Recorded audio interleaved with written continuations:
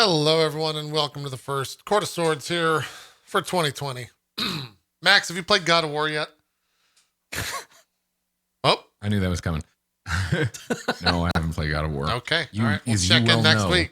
We'll check in next week and every week until you correct this mistake in your life. This error. Are we just travesty. Are we just talking about travesty. the most recent God of War? Yeah. Yes, we are. So we're just talking about that one. So it's not like you've never played any God of War. Oh, he's probably never played. I've played God of War. Okay, yeah. I've played God of War in the past. Then you have even less of a. You're just making it worse. Now you're digging your grave. Let me go get you a shovel. I know that I'll go help. I know that the new God of War is new, but newest God of War improves on a lot of the shit that made me not complete the other ones. I couldn't deal with like the camera angles and different things. And I'm like, where the hell am I going? And then I would get trapped. So I'll play it eventually. Just keep checking in every week. And one of these weeks, you're going to be like, have you played God of War, Max? Here comes the no. And we're like, yes, JP. And here are my thoughts. And then you're going to cut me off and be like, all right, good to hear. Yep. That's how it'll go. Exactly that. All right. That's all I got. I don't have anything else planned. So Adam, you want to just take over the show and we'll, I got to say, Adam, you're, well, yes, go ahead. We're holding on. Everyone hold. Yeah. So Dan, how was your weekend? I was pretty good. It's fine, good. Just sat around, watching stuff, Yeah, it's Monster all right, cool. Hunter. Just thought I'd check in. Cool. All right, we checked in. the Dan and Zeke hour coming soon to podcast places near you. Tune in. Adam, Mel. I was gonna say, yes, the Far Verona season 2 pre-shows are wild. They get crazy. No, they really are. It's insane. Yes, it is. It is a rowdy bunch. I blame Vanna because the rest of us are just having a normal conversation, and then Vanna will just say whatever she thinks of at any given moment, and it just completely throws the whole thing in the trash, which is great. It's great. It's very entertaining, but it's definitely off the rails. Yeah, I don't often have to worry about like making sure I have stuff to talk about for the pre-show. I'm usually just like, okay, all right, man, it's your turn to speak. Yeah, it's good. It's good. I just thought I'd tell you I enjoy them, but they are a little crazy. I'm glad. Almost every time, not sometimes. Almost every time. Yeah, almost every time. I believe that. Yeah, that's good. Let's circle back to Max. Max, what have you been up to since? How was your Christmas / birthday / holidays / whatever you've been doing the past month? 24 days. Everything went well? Yeah, it was good. Solid New Year times and birthday, Christmas, birthmas for me because it's both things. Yeah. How about you? It was fine, how was your first Texas Christmas? I'm going to throw it back to you. That was your first time in, is it weird not being snowy outside on Christmas and a little warm? It was still kind of cold. Texas at that point was like, this area was experiencing kind of like colder temperatures, like 36 or 32, which is still not like really cold, but for Texas and in general, it's cold enough to be like, it's Christmas, Yeah. But yeah, I mean, you're not guaranteed to have snow anyways if you're in Chicago. So it wasn't too bad. I was thinking it was going to be warmer, but a Christmas miracle happened. It can get a little global cold. Warming. I think it was colder in Austin because I was down in San Antonio on Christmas Climate Day. change. And it wasn't that cold. At least maybe compared to St. Louis, it wasn't that cold. But yeah, talking about the weather is good stuff. Hey Zeke, speaking of the weather, did it snow in Denver on Christmas? No, it did not. Okay, is it snowing right now? I told you, it's a myth. Here's the thing, like Max is right. Like it'll snow really hard for one whole day, like the entire day. It'll snow. Max is right. I'm already editing the VOD. I have to go back in time and remove. What strange alternate universe have we wandered into? We're starting off 2020 fucked. Listen, 2020 is the year of Max is right. This is the worst. I don't want him to be right any more than you guys. I don't. I promise. But the facts are, it'll snow for 24 hours, and then it won't snow for like weeks. Hasn't snowed again since, but it'll stay on the ground for a while. That's about it. That's all I've gotten this whole entire winter. Like it snowed 3 times, but every time it snowed, it just dumps on you. Yeah. All I've ever tried to say, it snows in freaks people out, especially if it's not reported to snow. People will drive like crazy, even though you think they would be accustomed to it. The reason they're not accustomed to it is they don't really drive in snow that much. It's all gone within a couple days. I refuse to believe this is like a flat earther thing right here. This is ridiculous. Maybe up in the mountains, like for sure there where it actually like sticks around because it's cold enough, but down below, down below ain't no snow. Is that what they say in Denver? That's exactly. Tell him, Zeke. Tell him you've heard it. Zeke, you've heard that phrase in the past month, correct? Which phrase is that again? Say it again, Max. Down below ain't no snow. No, I've heard that. In Denver, that means yes. When you shake your head, kind of like, That's on like websites with elderly people. It's I don't want to talk about those. I think maybe 133 episodes was enough. I think we're good. I think we should have. All right. That's fair. Yeah, we didn't need to do another. 134 was too many. I think we're good. Yeah. The only Denverism or Coloradoism that I know of, and I because I haven't been out that much, but the only one that I know of is that when you refer to the interstate, you don't say the word "the" in front of it. Like if you're local, you just say I-25. You don't say the I-25 or the 25. Oh, I remember that. Yeah. That makes sense. So I got off 25 and I went to this. It's not the 25. That's all I know. That makes sense. I was making it up, obviously, but I was hoping you'd play along because it's the year of Max is right. Damn it, Zeke. No, you can't. Only others can decide if it's the year of Max is right, not Max. Those are the rules of the year. Everyone knows. I did learn this weekend that if you're local, you don't pronounce the T in Baltimore. You pronounce it as a D for some reason. Baltimore? Yep. Yeah, or you can go all the way and just call it Balmer, because I've heard it called that before too. Balmer? I've heard that too. What the fuck? Yeah. Who the hell wants to live in a place called Balmer? Balmer. Yep. Bodymore, also another name for it. I learned a lot watching The Wire. I know a lot about Baltimore now. Yeah. Yep. That's a silly place. I don't like this at all. I'm Baltimore. It's like Camelot. It's a silly place. It's only a model. Yeah, I'm not into it. I'm not into it. Count me out. Count me out. Adam, what have you been up to? Yes. How was your holiday? I know you really get into the Christmas spirit. So tell me about all the your monochrome tree that you had. I didn't want to take it too far and say, tell me about all the churches you burned, but I don't think you'd be the church burner. Yes, a traditional Norwegian Christmas. I think like the Christmas spirit just can't pass me by. I just turned undead this year and it just went the other direction. Nice. Like there was a point around the end of December where I was like, isn't it almost Christmas? I was like, oh no, that was 6 days ago. Never mind. Don't worry about it. But the holiday season was all right. It was fine. Just like I finished a bunch of shit in December, so now I have all this extra time for church burning and what have you. So it does take really a lot of looking time. forward to it does. It's a lot of effort. Yeah. I don't know if anybody watched this movie. It was called Lords of Chaos, and it had Macaulay Culkin's brother in it. Kieran Culkin. Yeah. I've been watching him in Succession. He's really good, actually. Yeah. So there's this movie called Lords of Chaos, and it's about the thing that we were referring to, the like early 90s Norwegian black metal church burning, murdering each other thing. And it was actually a pretty good movie. So if you like heavy metal or you're a fan of Kieran Culkin, it's not a bad movie. It's not great, but it's not bad. I thought it was pretty cool. I like the material, so that was cool. I'm thinking about that. I don't know. I watched the first episode of The Witcher. I have not yet watched the second that's episode. Come out, and we haven't talked about it because we haven't had a show. Yeah. Let's talk about it. Yeah. Here's the thing. It's not a good show. The first one, but I'm going to be brutally honest. It's not a good show, but it's a good video game show. Thus, it's a good show. That's how that breaks down. That's what that equation is.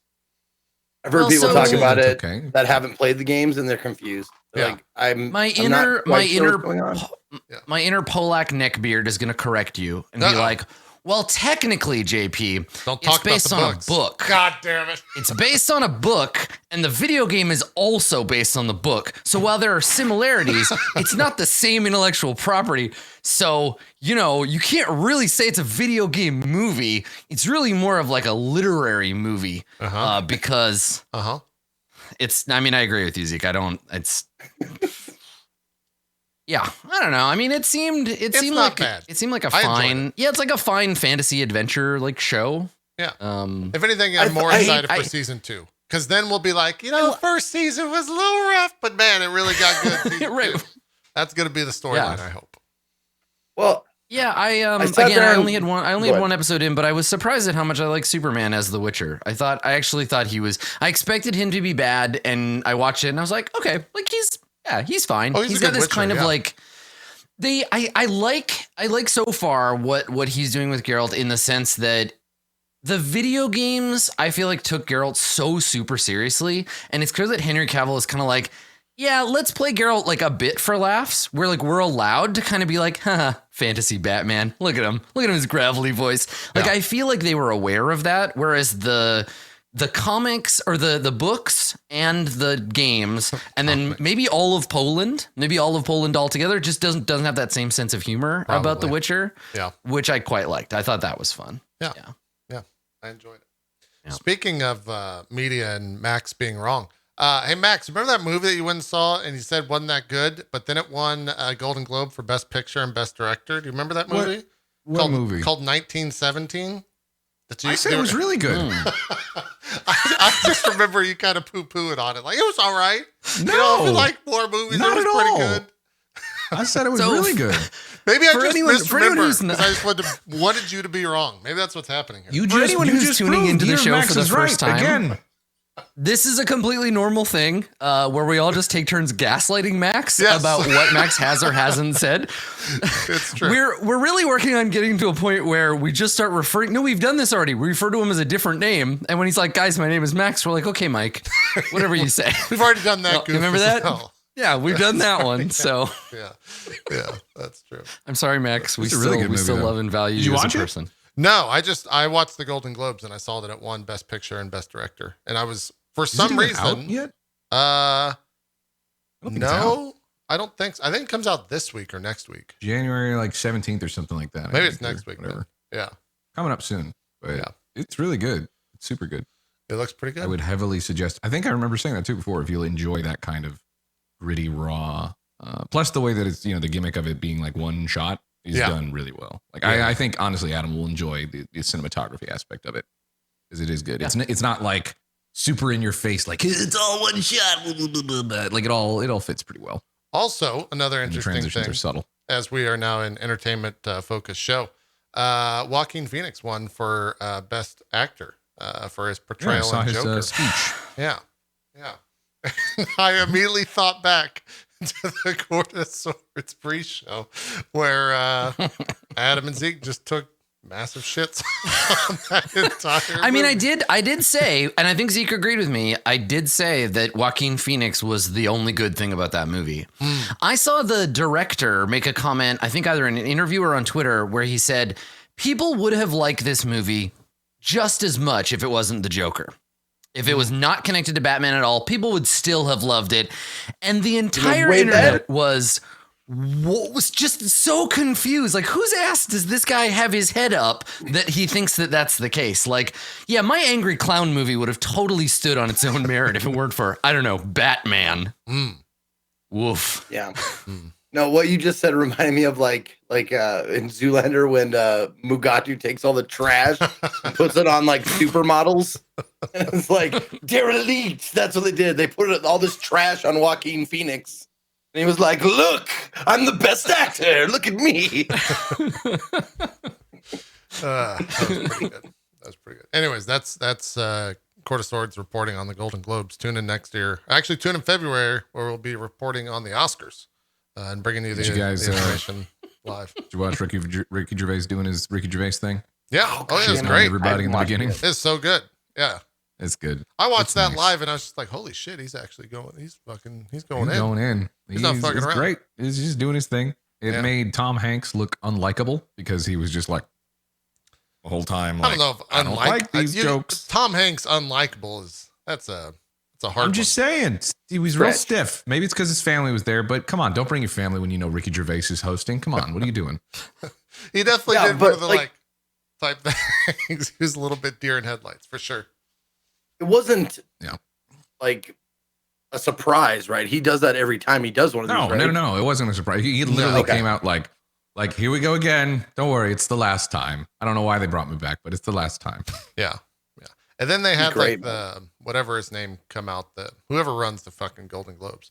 They came out and they're like, it's not the last time, Berkey. You just keep showing up or something like that. And they got him back, but he didn't say anything after that to him. So fucking didn't really. Maybe because he likes getting paid. Probably, probably so. Yeah. Dan, how's the monster hunt going? That's my transition, Dan. Yeah. First, I want to talk about The Witcher, the show. Like, I loved it because here's Dan's minute. I read not because of the games, but because I read the Last Wish, the book, and it was super true to the book. Like, it was such a good adaptation. I heard that a lot. Yeah. Stories where in the stories they don't explain too much about why Geralt is the way he is and who he is. Later books explain that kind of stuff. So that's what they said the second season will be, is explaining all the backstory for those people that are like confused about the first season. But I loved how true it was to the book. It was super fun for me, at least. Yeah. As someone who had read it. If you didn't read the book or play the game, you'd be super confused. Yeah. JP, when you do the VODs for this episode, can you put the Polish... Hold on now. What are we... Put the Polish national anthem playing behind Dan speaking, just for that part. Just throw that in there at low volume. Okay, I'll try. Just, do it for the Republic of Poland, because they're very happy to hear that. If you're watching the VODs, I'm not going to do that. Obviously, you know that because you've just listened. Now, re-roll the VOD and open up a second tab with the Polish national anthem and start playing it, and then Dan will start talking. And then you just outsource that to the viewer. Just let the viewer do that. Yeah, that's called production right there. All right. It's also a way to interact with your audience, JP. It's true. It's true. Also, I'll be claiming the Polish national anthem on YouTube because who fucking cares anymore? You know, it doesn't matter. Yeah, it doesn't matter. There are no rules. You can claim whatever you want. Yep. Yeah. Nothing is real. Yeah. Dan, please continue. You have 37 seconds left on the Dan Minute. I was just saying, it was a really good adaptation of a book to show. And eventually they're going to get to the games, but I as a book to show, it was really good adaptation. I enjoyed it because I read the book. But if you hadn't read the book or played the games, you're going to be really confused. They don't explain too much of who anyone is. Yeah. They expect you to know all the characters.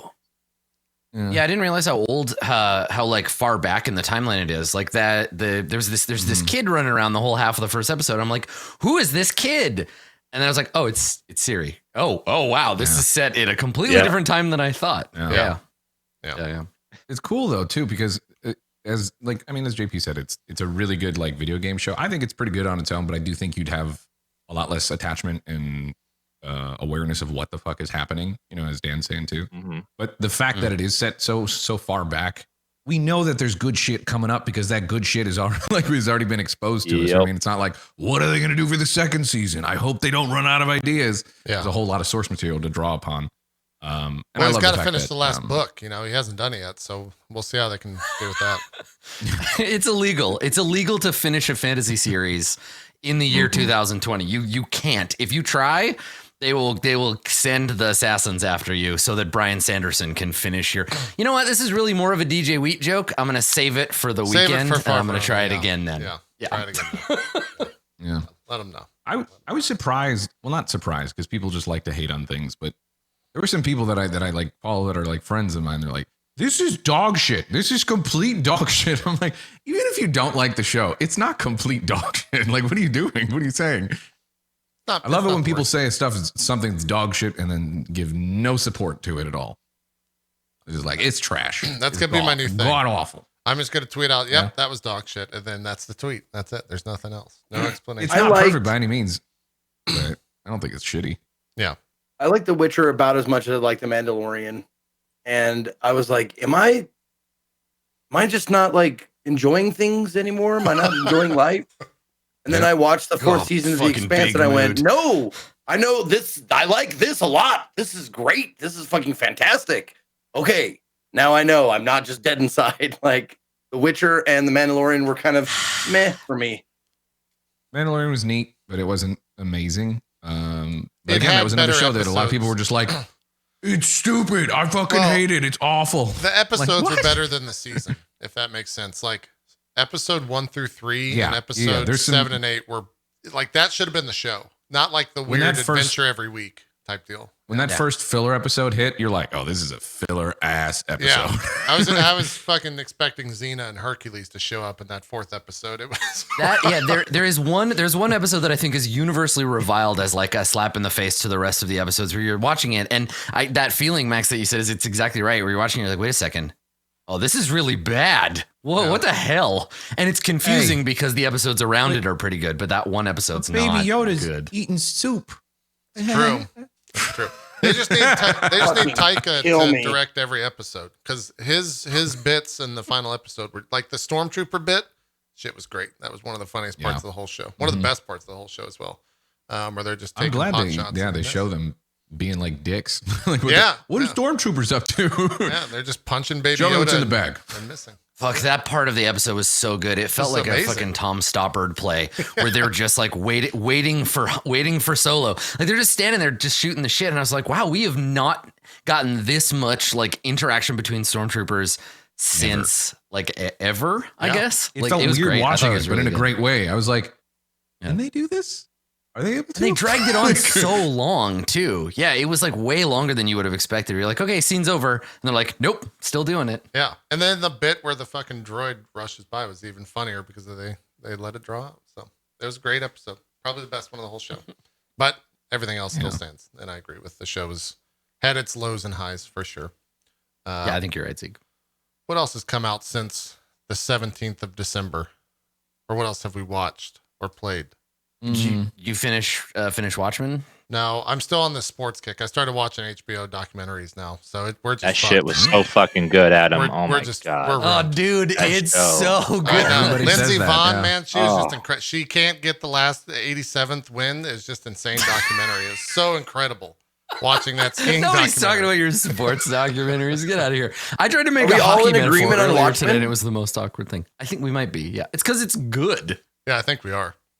It took a few episodes for me, but then around 4 or 5, I was just like, this is something special. Yeah. That's what everyone says. I gotta avoid it. Haven't seen it. Just add it to the list of things Max hasn't done or seen yet. He's just I don't care. He's just living an unfulfilled life. You know, he's out there. It's so good for anyone who's read the books too, or read the book. Yeah. Book. Yeah. The graphic novel. I don't know what to call it, but it's one of those rare things where you do gain a ton from having read the comic first. But if you watch the show and you haven't read the comic, doesn't really matter. They're going to fill you in on all the salient details. Yeah. Mm-hmm. Yep. Mm-hmm. That's true. Yeah, that is true. Chat has pointed out there is one big glaring piece of media that came out between the last episode and this one that we have not spoken about yet. What's that? And I don't know if I even want to talk about it. It is the most recent Star Wars film. Oh, it's fine. Oh, I was thinking of something else. I was thinking of Cats. I mean, that's also true. Come on, don't be a pussy. I know Zeke has seen Cats. However, I like Zeke reviews on Twitter of Cats, but there's a review that I saw, I think it was maybe on like bloodydisgusting.com, which is a weird horror fan thing. Anyways, they went and saw Cats while on mushrooms, and it's one of the funniest things I've ever fucking read. It's so good. It's so unbelievably good. Reading his review. That's the only way that I would be able to get through that film is with some kind of psychedelic, because they had to leave. I just feel like if you're gonna go face to face with that level of absurdity, you have to match it. You can't come in like a normal person with a regular brain. It just won't work. Yeah. Let's talk about Star Wars. What do you think? It's fine. I totally see that there's terrible issues in it, and there's one thing in particular I was like, that wasn't needed. In particular, the final thing not the final thing. One of the things that happens toward the end, it's like, well, that was just a weird thing that they could have done without. But apart from that, I was happy with it. I'm more excited that it's over and we get to see more stories in the Star Wars universe than I was I think about they're the pumping actual the brakes movie. too for a bit, which is okay with me. Well, they got the Obi-Wan stuff coming up on Disney Plus. They got other Star Wars stuff happening that we can focus on. I'm just like, I'm cool with them pumping the brakes on like official big, movies. Yeah. For a little while, maybe regroup. Yeah. But I watched it and I was like, it was all right. It's better than the last one, but I understand where. Well, it wasn't better than the last one. It was this. Hey, remember that episode 8? Let's just forget that happened and move straight to 9.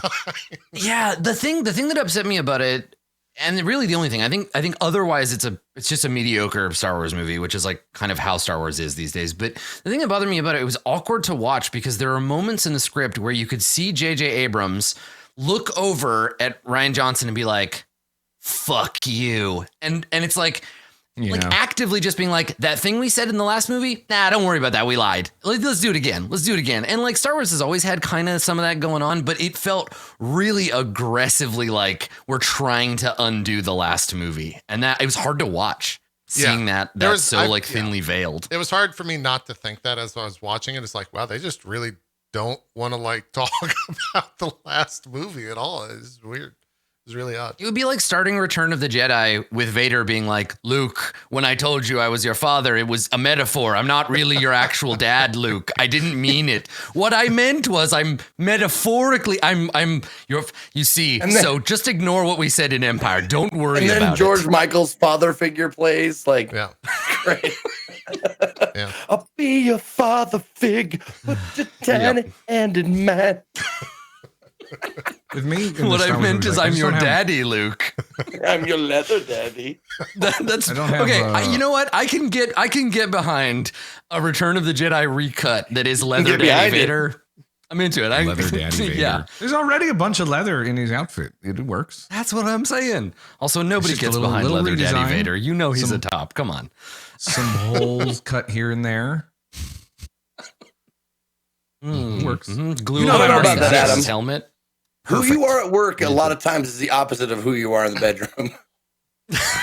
Fair. Okay. Uh-oh. Yeah, I got it. I think Van is trying to get into the show. Hold on. I'm definitely Googling Leather Daddy Vader right now. So. God, that's probably a thing. I absolutely loved the last movie. I loved it. Yeah. It was great for me. Like, Star Wars, like, I think it's because I don't really care. I like the bigger points. Yeah. But as far as the minor plot points, like I don't give a shit really. Mm-hmm. But there was some really emotional moments, and like looking back on it as they happened, I'm like, yeah, there were some emotional moments, but probably because of personal stuff, like Leia being, she reminds me of my mom. Sure, she had like mental problems, like mental conditions all over life and shit like that, and her death hit me really hard, like harder than any other celebrity death in recent memory. Yeah. Just because of that shit. And then the whole mommy, daddy issues. Like I have a lot of those. Sure. So they really strike me. Yeah. No, I thought it was fine. But I totally, I could totally see all the complaints as well. But that's where I'm at. Yeah. It was fine. I see all the things that everybody complained about, and I see the absurdity of some of the stuff, and I'm like, yeah, that was silly and stupid. Yeah. But also, I'm just not that invested in Star Wars as like a super fan to care enough. I'm just going there to watch the movie, and that's it. And right. Yeah, and the whole Leia stuff too. That was pretty. I got a little misty. Yeah, a little misty. I would like to spend another minute with Dan and have Dan talk about the quintessential film of 2019, Little Women. Can you talk to me about Little Women, Dan, and how? Because I've heard great things. Aaron really wants to go see it. I need you to sell me on Little Women. It is so fucking good. Like you're gonna cry, you're gonna laugh, it's such a good retelling of the story from a different perspectives and a different twist on the original story. It's not just Little Women retold like the book. It's a twist on it. It's got this amazing cast of characters, and I absolutely loved it. It was one of the best movies of the year for me. Okay. Are the women large now? Yeah, they're big now. It's called Big Little Women. It's a crazy spin. Come on, Max. That's the name of the sequel. Not so little women, big women. Like they have to grow up. You won't believe how big these women are. Huge women. Finally, Max, then a remake of Attack of the 50-Foot Woman. The noise you made right there sounded like the fucking, what are they called? Skepsies from the Dark Crystal. When you go, The Chamberlain, dude. Yeah. I hate to whimper. That was Mark Hamill. Yeah, it was. That's probably why that happened. That was pretty funny. I take that as a compliment. Yeah, you should. I know nothing about Little Women.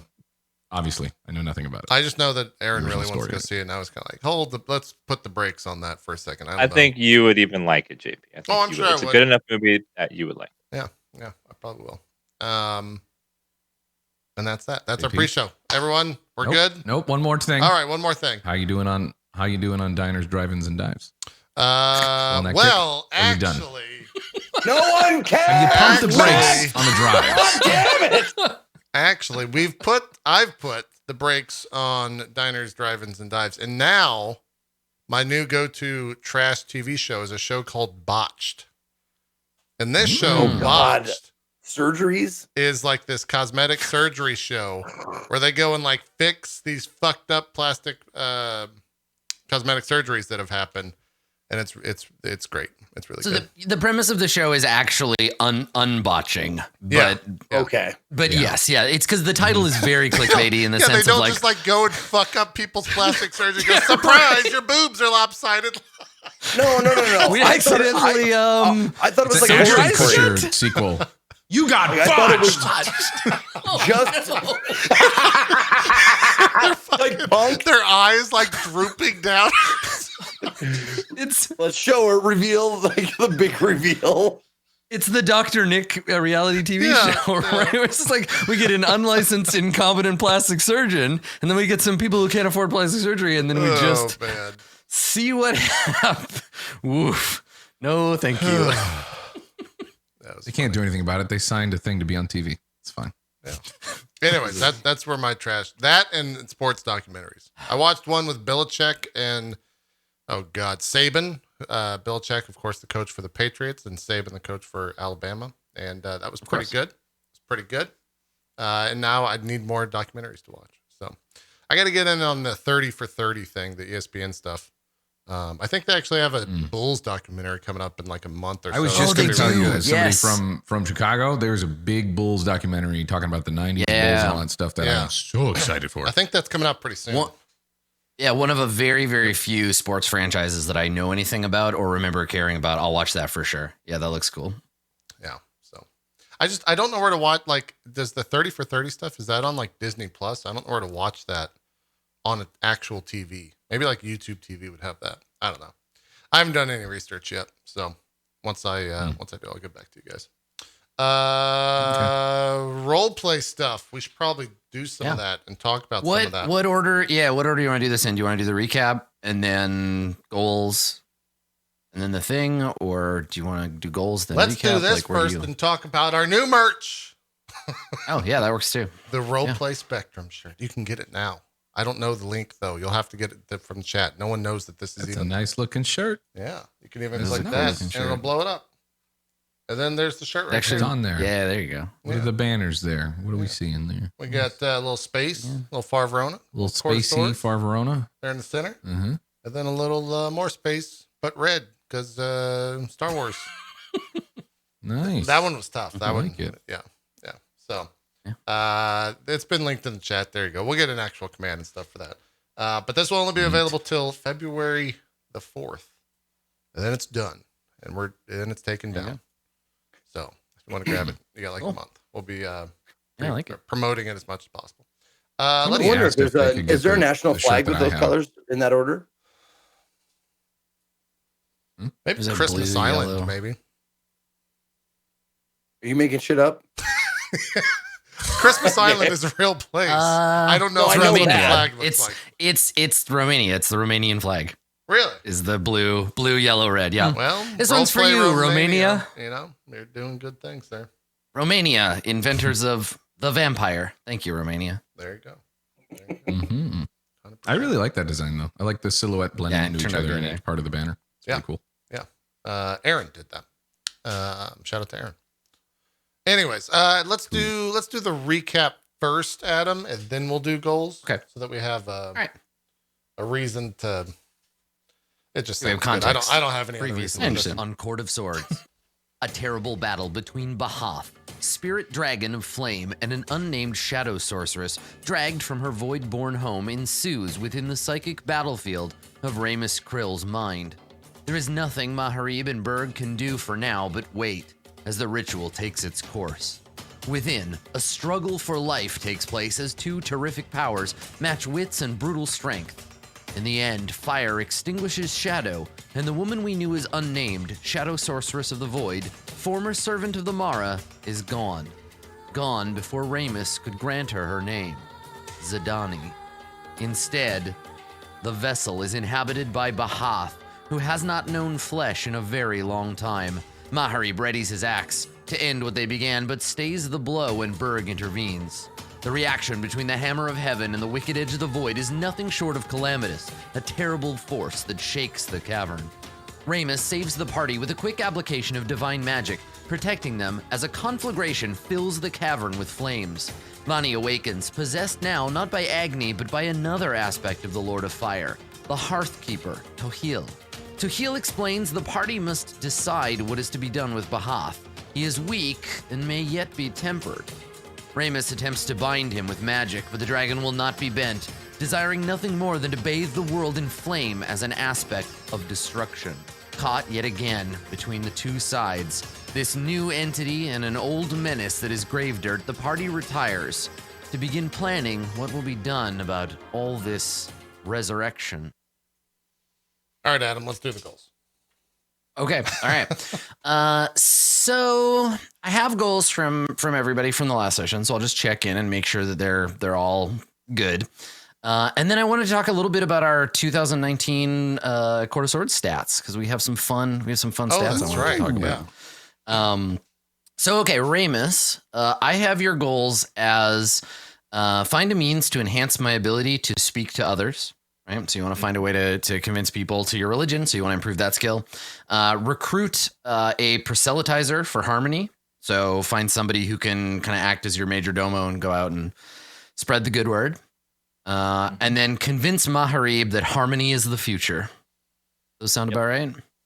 All right. Those are right. Cool. All right. So Berg, for you, I have explore a deeper meaning behind the vision. So that vision that you had before when you touched the axe, kind of this is rolled into your understand what happened with you and Maharib clashing, kind of get a handle on that. And then find a way to prevent future possession. Still working on that. And then console Ramus. So go and check in on your buddy and see if you can help Ramus feel better about what happened. Those are good? Don't change any of those? Those sound right? Okay. All right. I think they're good. Maharib, I have for you, work with Berg to understand the power behind the axe. Yep. Get 10 pillars, help to learn what I've forgotten. Yep. And work with Bahath to forgive and honor the past. Okay. That good. works. Okay. And then 10 pillars, who is a real boy now. I'm a real boy. Though looking, and I didn't get a chance to talk to you about this before, and I'm sure we can talk about this more in the post show and kind of how you like adapted your character. We'll do a little bit of that at the end of the show, but let's keep an eye on how 10 Pillars kind of feels in play. Like if it feels like he's still not quite on PC level, let's all keep an eye on that and see, because I don't want you to play a character that's suboptimal. Hold on, no, how Zeke just sucks. How are we gonna know like if? So we'll talk about that. We'll talk about that when we talk about the stats. So 10 Pillars of Gold. I have I have 10 Pillars of Goals. I have Return to Gravedirt with a newly sold unnamed. That was the goal you had before. I caught that one, Adam. That was good. Thank you. So that sounds good. We have Convince Bahath that our paths are aligned for now. Yep. And then find out something new about this axe. Yep. Okay. All right, cool. So at the end of the year, based on all the episodes we'd had in 2019, Dalen 9 put together some fun stats. And the thing, looking at this is on the community site. The thing that I liked about this page and looking through these stats was that all of the things that we spent all year agonizing over, like what we felt, were pretty much true. Like all of those episodes where we were like, Dan has godlike luck. It was true. And then inversely, only Zeke rolled below what he should have this year. Only Zeke. Everyone else average or above, but Zeke luck didn't play well for you. We rolled 2,554 D20s in 2019. That's a lot of D20 rolls. We only lost 2 characters in this year, Yotazo and Unfailing Redeemer of Broken Promises, which is welcome to the show, Zeke. Glad to have you. Everyone else is pretty lucky, especially Dan. Max, your luck increased the most of everybody. Your assumed average too, just based on my rolls. Way up. Yeah. JP, you got the most crit fails out of everybody on the show. I believe that. Congratulations there. Yeah. You also had the most disadvantage of anybody. And that I didn't understand why that was. Like, looking through these charts, I was like, why does JP have disadvantage so often? Well, I was going to say it's because of wisdom rolls, but I shouldn't have disadvantage on that. You don't have disadvantage on those. I'm not really sure why. But you rolled the most natural ones and had the most disadvantage. I like how damage, obviously damage dealt. Damage dealt isn't really fair because I have so many sources of it, but Berg took over 2,000, just over 2,000 damage, it looks like, in this last year. That's insane. Yeah, just under 2,000, which is a lot. I don't know. I love this stuff. These kinds of stats and like being able to have this stuff is always super interesting to me. I like being able to draw patterns and seeing how they compare to what we think is actually going on. But yeah, I like that we have Zeke. If you want to really dig into why your luck was so bad this year, there is a per character breakdown for you as well. No, I saw your luck went up. Yeah, Dylan went like in depth on me. Like, if you want to know what happened to his 3 characters, you could check it out. Yeah. Graphs of Zeke's character stats, and you can see how all of the various characters work. So yeah, pretty cool. I really like being able to see this stuff after the fact, especially at the end of the year, beginning of the new year. We can kind of see how all of this stuff shakes out. So yeah, pretty cool. So thank you, Dalen 9, as always, for those. They're amazing. I love them. Yeah. And if you're watching, you want to watch, or if you're listening on the podcast, you want to see those, they're over on the community site, community.itmeJP.com. Yes. Yeah, absolutely. So go check those. Cool. All right. So I kind of informally consider this episode, it worked out nicely that we kind of ended an arc or a season or whatever at the end of the year. And so we're getting both the beginning of a new arc and the beginning of a new year for us in the game. So a lot of what's kind of going to happen, and I was thinking about this before we started in the last couple of weeks, that it feels to me like this is where the game has started to feel like we're playing high level Dungeons and Dragons, right? Where the characters are now starting to influence things above and beyond kind of what's within reach of their weapons or spells. So we're going to see, I think, a lot more of that going on. The game is going to be predominantly driven by what the characters are after, and we're going to see kind of where those things start to clash, and kind of as the power around. I mean, Dan's already started doing it with Harmony. The power around that starts to rise, and stakes start to go up. So I think in this episode, we probably fade back in on the aftermath of everything that happened, right? I don't want to jump ahead and skip over. And I know that some of you have goals around this. I don't want to jump ahead and say, okay, it's been 3 weeks since what happened. I think it's only a matter of hours later, because I'd like to see some of the ramifications, some of the fallout. So after what happened with Bahath and with Unnamed, Bahath leaves to essentially go and survey his new kingdom, right? To go and gather up the worshippers of Imix and have a conversation with them. So basically, everyone within the fortress of Imix is attending kind of an emergency community meeting. They're all elsewhere. You've been made aware that this is happening. The Bahath is going to address the crowd, but whether or not you attend that address is up to you.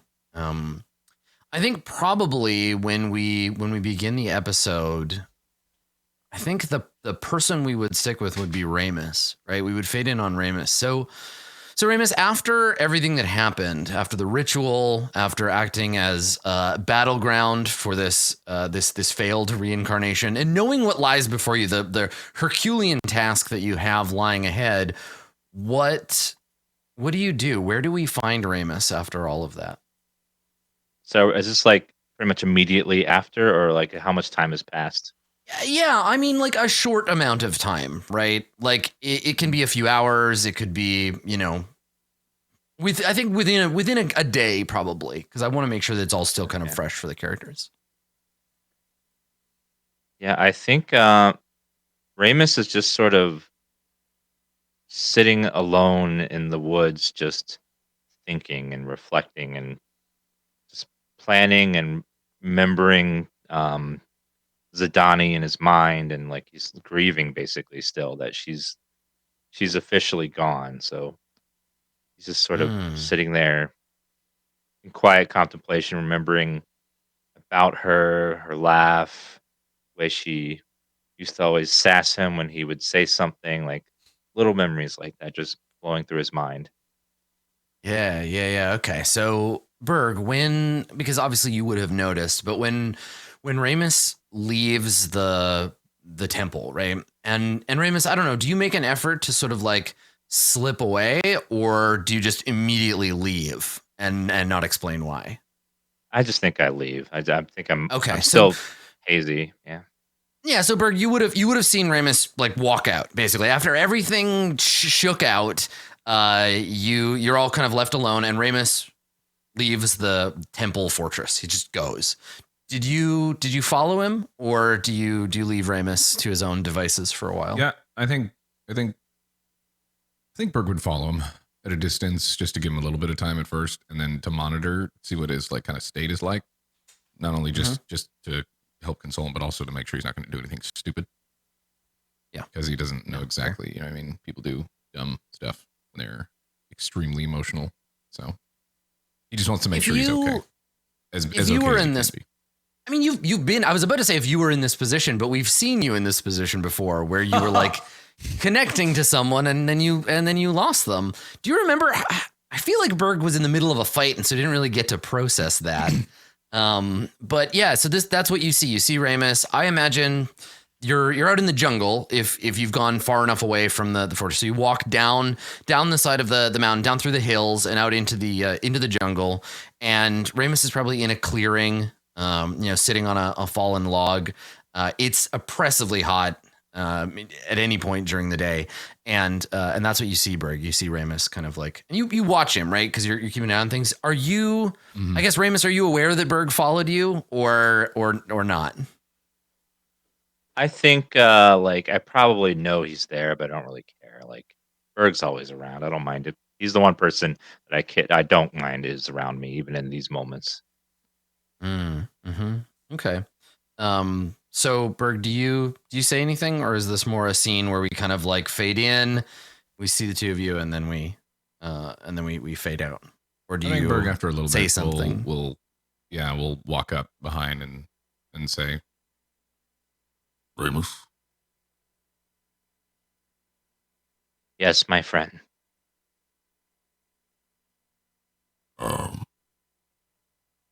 I'm not great with words, as you know, but, well, you know I no loss. If you want to be alone, I understand that too. But if not, well, I am here for you, old friend. That's all right, Berg. You have become almost part of me now. We are so close. We've been together through so much. I don't mind you here at all.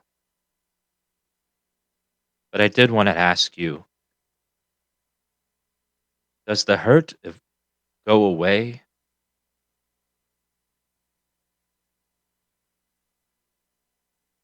No, it doesn't. But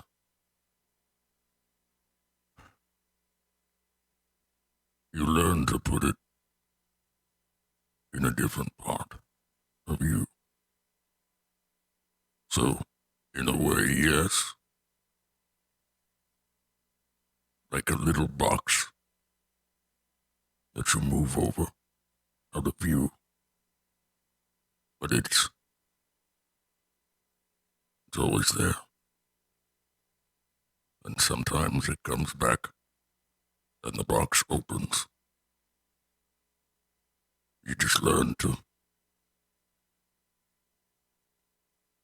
try to close it again.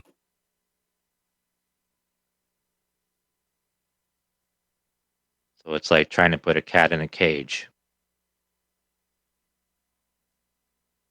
I've never done that. They don't like it and they try to get out all the time. Yes, it is like that. Hmm.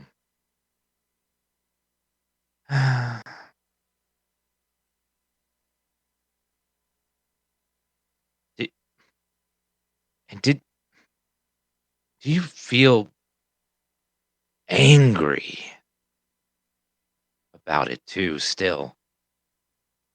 Just have this rage.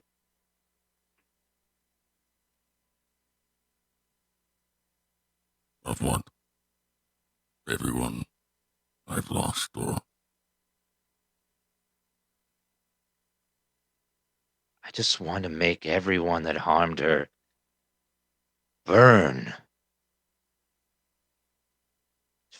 Filling me this desire to just burn it all.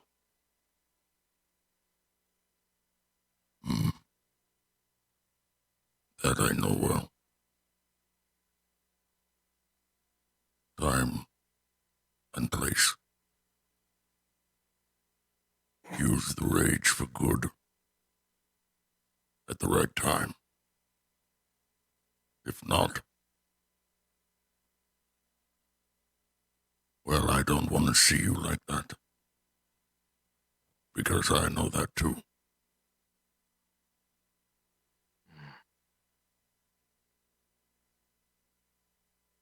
And I want you'll probably end up dead. So, that's not good either. you say you're not wise, Berg, and you're not intelligent, but I know the truth. There's wisdom there. You hide it well. But you are one of the most clever men I've ever known.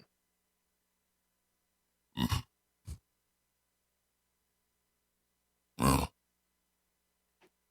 I still learn. Lose enough people. Learn.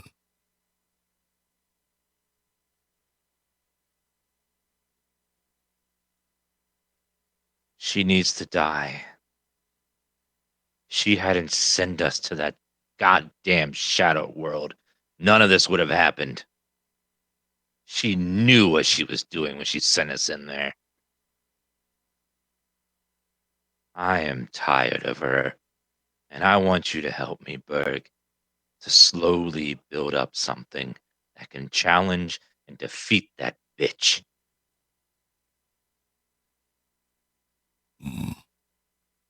She will die, Ramus. That I promise you. We'll need an army. We'll need forces, power behind us to confront her. It'll be a long, slow process, but I will relish the day when we are standing over her corpse as she begs us for life. Then you use the rage.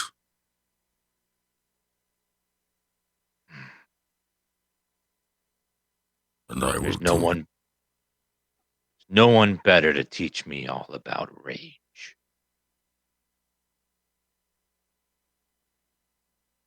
Just be careful.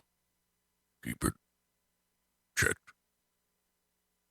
As a way of bubbling up. I will help if I can. I watch. I know you will, Berg. You've been there and you survived things that lesser men would be broken by now. But you and I persevere. Hmm.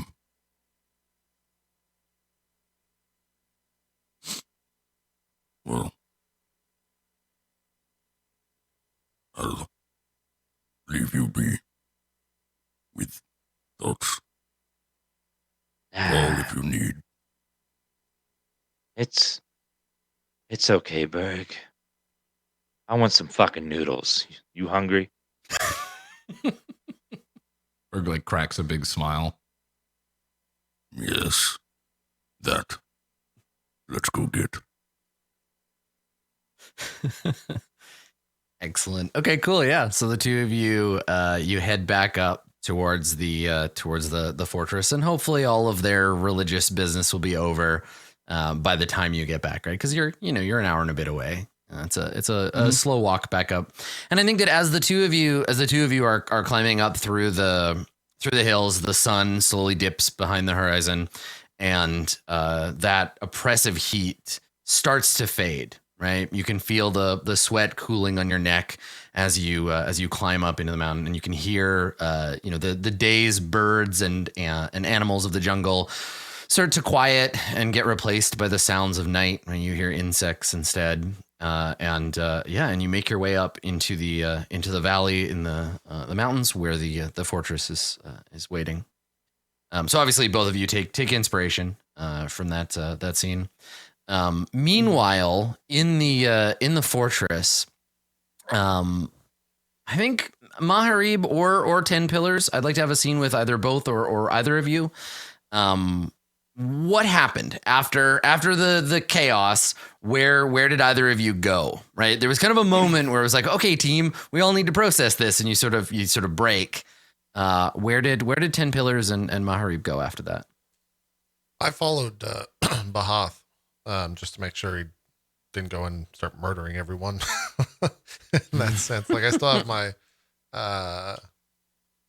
not issues, but worries, I guess, of like his suspicions. Yeah, suspicions. Good way to say it. Totally. Yeah. So I'm probably keeping and him for good reason in my eyesight. Yeah. I would have done the same. Now for okay, so the two of you are watching Bahath's like address. Okay. All right. Yeah. Well, I want to talk to, like, convince Bahath. Okay, yeah. I mean, Bahath at this point, he has a head start. You'll have to talk to him after, because him and Vani and Awut are like, hey, guess what? We're gonna go have a meeting. Get everyone together. I need to talk to them. And so you're able to sort of stand at the back of the room watching this big conversation. There is an audience chamber we described, I think maybe once, where normally Awut sits on the kind of like stone chair as the like leader of the group. But now when you follow, right, as everybody's gathering in this audience chamber, imagine it to be, again, it's a dwarven construct, so it's got kind of an angular look to it. The shape is like these big stone beams. It's quite open and tall. And it's a rectangular shaped room where people are now standing, right? All of the people of the place come and they crowd this place. And it goes to show you just how big the scale of the original dwarven architecture is, because everyone's all pushed up to the front. You could fit 10 times as many, an order of magnitude more people into this place as there currently are. And that both for you, Maharib, illustrates just how few worshippers of Imix there are now, but also to 10 Pillars, it illustrates to you, like, what would it be like? What if we had loyal followers. What if we did fill this room with people who agreed with us? What kind of power would we have then, right? So the two of you are standing kind of at the back of the crowd as everyone gathers, and there's a lot of sort of tense confusion among the crowd. 10 Pillars, I think you're pretty good at picking up group susurrus, right? When people are like rhubarbing to each other, you're pretty good at picking up information from a crowd. So I think that you can tell that right now the general sense of the room is nervous excitement. There is a rumor that there was a blessing, that something glorious happened, and that Imix has sent. Some people think it's a weapon. Others are like a leader. Imix is here himself. And they're all like kind of whispering, like waiting to see. There's this nervous energy, and up on the dais. You don't see Bahath. Bahath has disappeared into a back room. Up on the dais, there's a group of people standing around this empty chair. Awut has not taken the throne. So you see Awut. You see Vani. Vani looks like she doesn't want to be here. She looks exhausted and kind of shaky. And so Awut is holding her up. And then we see an old woman. Now, we've never seen this woman before. She's a fire genasi. Her hair is like white, like bleach white, basically. She has quite dark skin. She looks like if she were a human, she'd be like 100 years old. She's all wizened and small, and she's dressed similarly to Vani, only she has more ornamentation. Vani dresses very not much. Vani runs hot and doesn't wear much, but this lady has like several ceremonial necklaces. She has what looks like a mantle and like a headpiece of some kind, and she is talking to someone who's not there. Like she's muttering to herself. And 10 Pillars, if you didn't know better, you just saw this lady on the street, you'd probably think that she was senile. But so there's this woman, and then there's Vani, and there's Awut, and the crowd is all waiting, and there are some people at the front being like, Awut, what's going on? Like, you have to tell us. Like, we've all heard rumors. What's happening? Is there any time between Maharib and 10 Pillars? Like, because again, you two are at the back of the crowd, so you can have like a little conversation. Do either of you say anything, or is it just like waiting to see what happens? No, I'd probably turn to him, Maharib. What do you think they're going to do with him?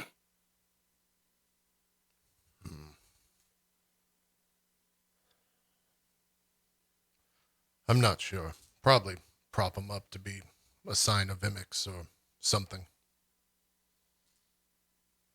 It wouldn't be wrong. No, but perhaps if they listened to him, that might be wrong. For us. Bad for us. Or the region.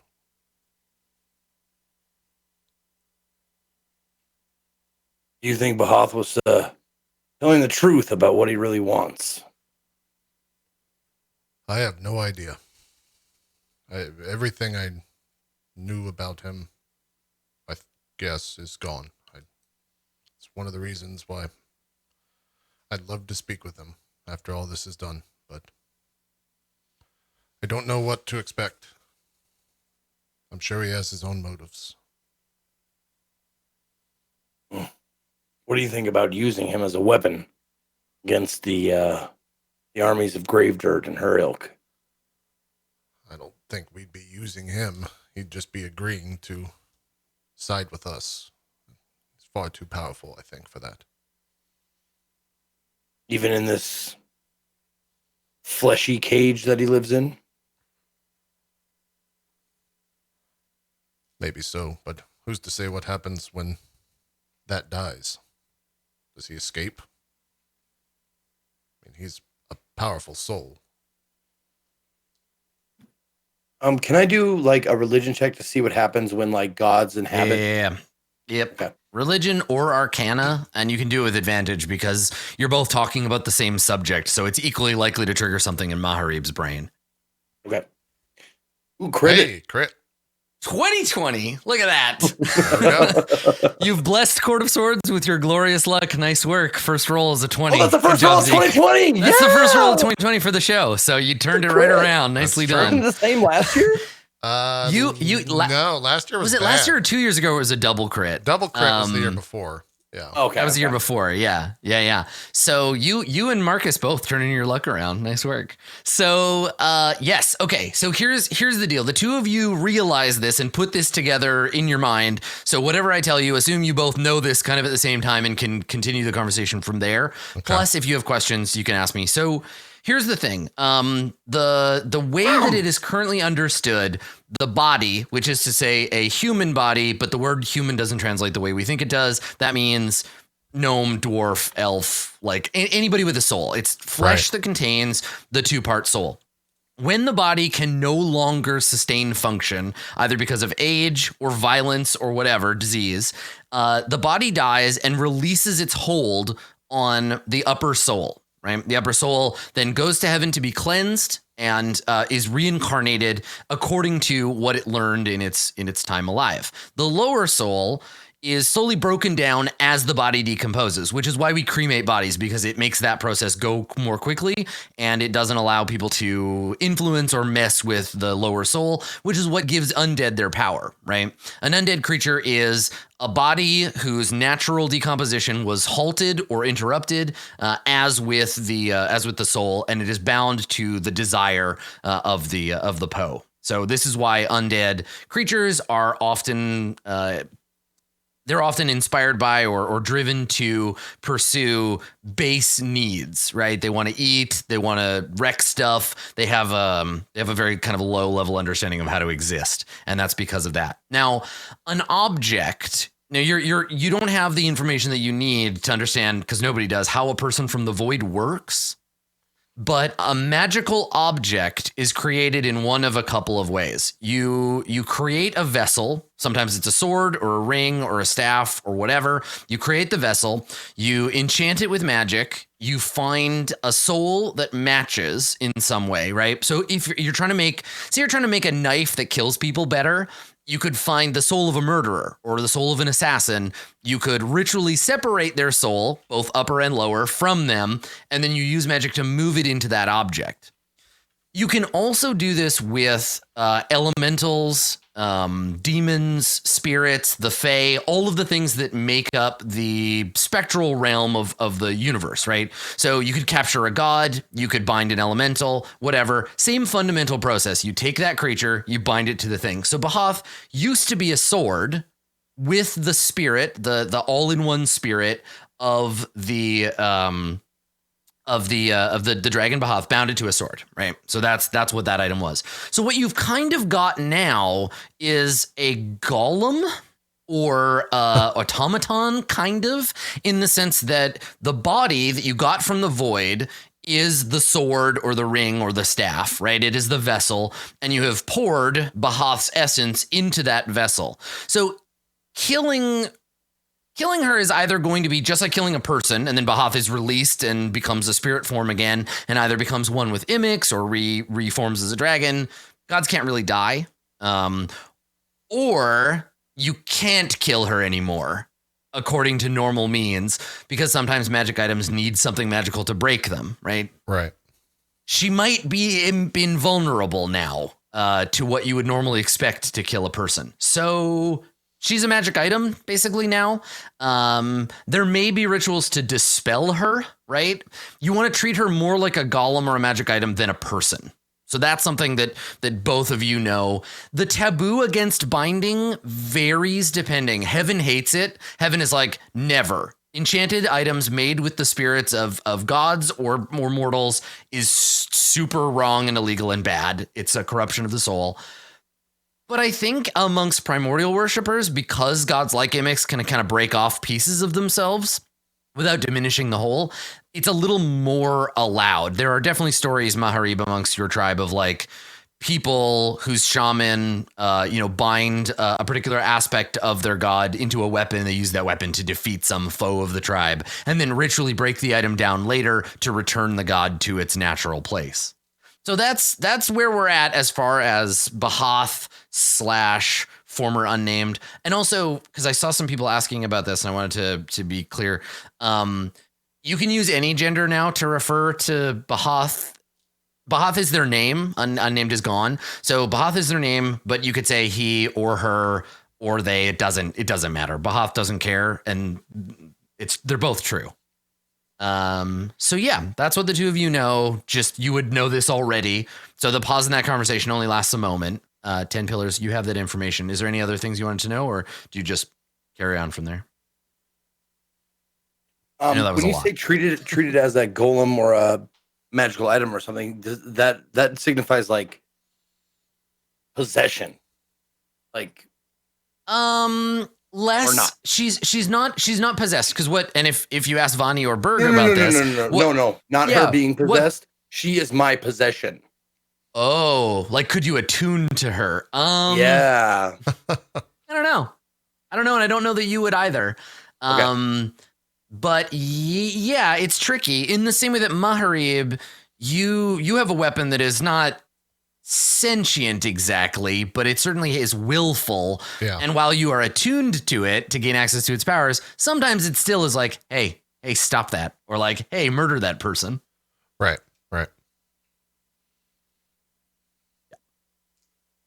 Okay. So yeah, I don't know, maybe. This literally, I will say this, as far as anyone knows, until I say otherwise, literally this has never happened before in the history of existence. Like, we've never had a creature from the void brought to the world, imbued with the spirit of a dead primordial dragon, and now they're walking around doing stuff. We are in uncharted magical territory here. It sounds far-fetched when you say it that way. Yeah, right? You play D&D long enough, and then any attempt to describe what your character is like or what's going on sounds completely insane. So, yeah, so there you go.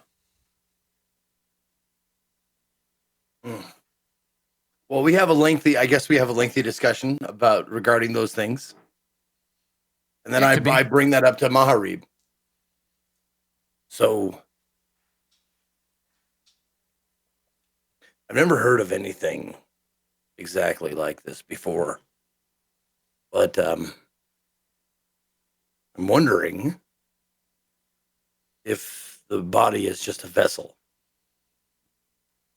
and Bahath is inhabiting it like it did the sword. You think there's a possibility that someone could become the master, the owner, so to speak, of Bahath, now that it's in a different vessel? Well, apparently I once was. So, I don't know. It's a different thing now. It's a living being. I would be. And he maybe like looks around specifically for Berg and looks back at the 10 pillars. That would be slavery in a lot of people's eyes. But would it? You owned the sword. Was that slavery? I mean, yes. Sure. Yes. You can look at it several different ways in my eyes, but then did you feel guilt or remorse for doing that? I don't know. I don't remember. Like what about that axe you have now? That axe you have now has properties, does it not? It's not the same. At least to my knowledge, it's not the same. This axe has will, but it is not a person. It does not have a soul in it, as far as I know. I thought they went hand in hand. A soul and a will. Semantics, I think. What is your relationship with the axe? Do you talk to it? Do you bargain with it? I like look down at the axe when I say this, and maybe smirk on one side. I don't know if you see it or not. I keep it in check, and it tries to keep me in check. In check? How? When I first got here, it showed me the entire Embers of Imic's tribe slaughtered. By my hands, I guess. It didn't happen. Why did it show you that? Is that something it wanted or something it wanted to prevent? Your guess is as good as mine. I'm gonna insight check that. Yeah, sure. The vibe that you get, Maharib, from the axe generally is something akin to, and I'm sure you knew people like this in your mercenary days. It's something akin to having that one friend where when they get kind of drunk, they just want you to pick fights with other people, right? Where they're like, that guy's looking at you funny. And you're like, what? No, I didn't notice that. He's like, yeah, he's totally looking at you funny. Look at that fucking guy. You should go over there and tell him what you think of him. And you're like, no, dude, everything's fine. I'm just having a beer. And he's like, yeah. And he gets up and goes over and picks the fight for you. And he's like, yeah, my friend Maharib says you're ugly and stupid just because he wants to see you get in a fight. But he's like, you can take him though. Like, he believes in you. Yeah, make that insight check, 10 pillars. 30. Okay. And your inciting check to see if I'm lying. Yes, to see if you said, because I asked you if it wanted you to prevent everybody from dying or it was encouraging you to do that. And you said you really don't know. I think, yeah, I won't roll for it. I think you believe me. Like it's interpreted however you want to interpret it. The way that Mahari believes that the way that it was interpreted is that it wanted me to murder everyone within there. And I said no. Or I didn't even act on it. There wasn't even a conversation ultimately. I just didn't do it. So there was a deception then that you knew, because you said you really don't know, but you did know what the axe wanted. I think it's not that I knew what the axe wanted. I think that the axe was trying to tell me to do this and I didn't do it. If that is that actually true? I don't know. Yeah. So, I mean, this is the thing about the insight check. It doesn't tell you if somebody's lying or not. You can kind of get an impression of whether or not they believe what they're saying. Yeah. So Mahari believes that to be the case, but you sense, I mean, with a 30, you sense uncertainty. You sense like just a tiny bit of and there totally is. There. Yeah. Without a doubt, there's uncertainty there. Well, with that kind of feeling, then I would follow up with a question.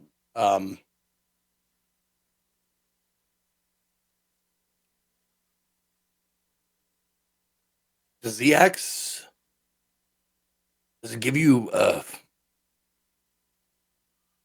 the impression of wanting murder, mayhem, chaos, or do you get the feeling of protection and the saving of life?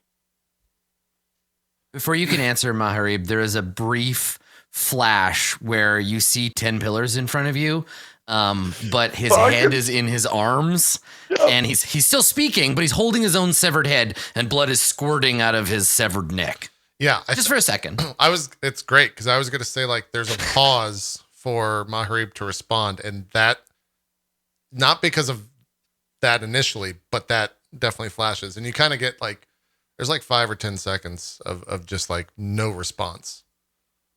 And then he maybe like blinks and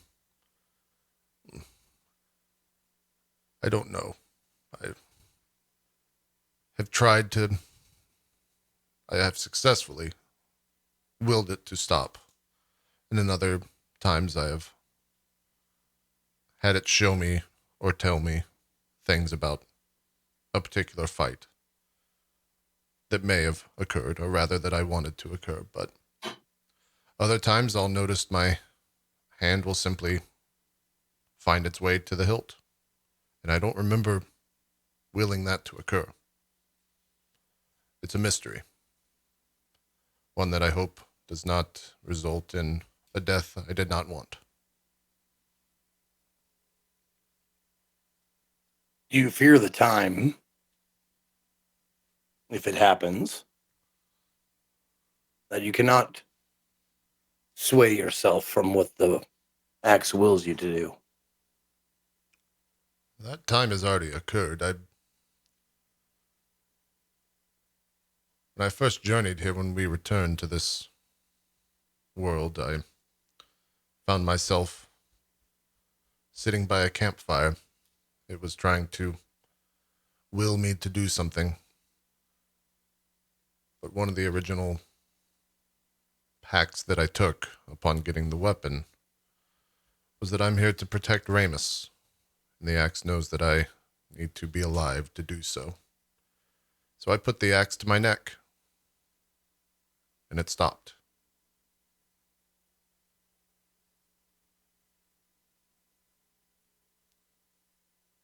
Surely this axe, well, is powerful. It is good at killing with you as its wielder, but is it more danger than it's worth? I could see you crushing a man's skull, no problem, with just a rock. You need an axe of this nature, especially with what it may do in the future. It's kept me alive and away to this point. Do you remember when we were in Gravedirt's quarters? Do you remember when my hand graced the weapon as we were leaving? I did. I do. I asked the axe what would happen if I struck her then and there. And it showed me a vision of it not going so well. So I didn't. So in some case, I owe it my life.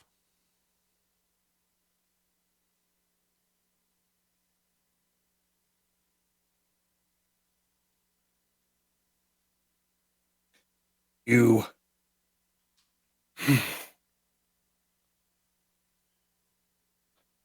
imagine a time in the future when the axe tells you to kill me or Ramus or Berg. Imagine that it's lying to you. It doesn't want to be the protector. It wants you to be the king of whatever, ruler, what have you. And you are powerless or not powerful enough to resist it. Will it be worth it then? I cannot see the future, at least that far, according to the axe, 10 pillars. I do not know what will happen at that time. Hopefully. No one does. I'm asking you to imagine it. Picture it. Well, then I imagine. Picture our bodies lying at your feet, bloody, and the axe has told you to do it. You said no. The axe said yes, and the axe's yes was more powerful than yours. I'll answer your question this way then, without imagining. It was not a mere moment ago I saw you headless by my doing. Yet here you stand, head intact.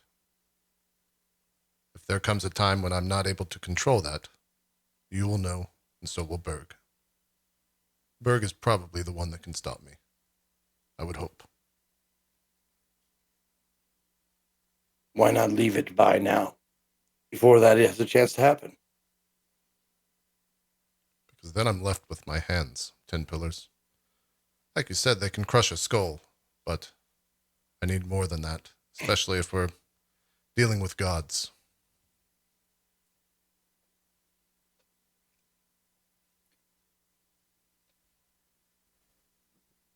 I'm not here to convince you of anything. I'm just curious.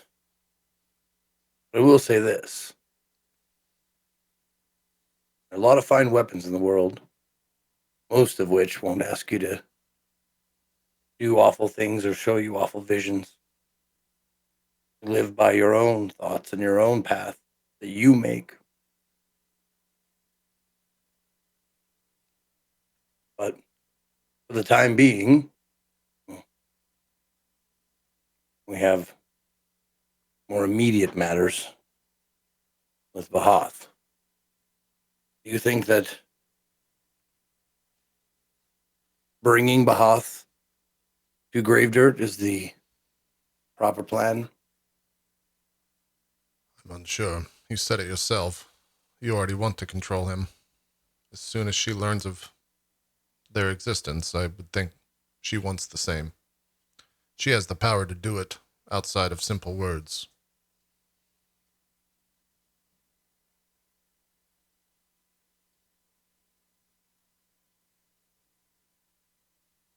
Would you like to speak to Hoth together? Or would you like to speak to it one-on-one alone? Does not matter to me. If you want to be there, then the more the merrier. I would. We'll wait to see what happens here then and try to get an audience. Okay. So I think, as with the last conversation, Mark, inspiration for both of you. And Ramus and Berg, I think it makes sense to have you kind of arrive while this is happening, if you want Berg and Ramus to be there, to have like witnessed this scene. So when you get back, it seems like the place is kind of like abandoned, right? Nobody's really around. The doors are shut, but you're able to get in. And there is a sound coming from the sound of a crowd coming from the audience hall on the first floor.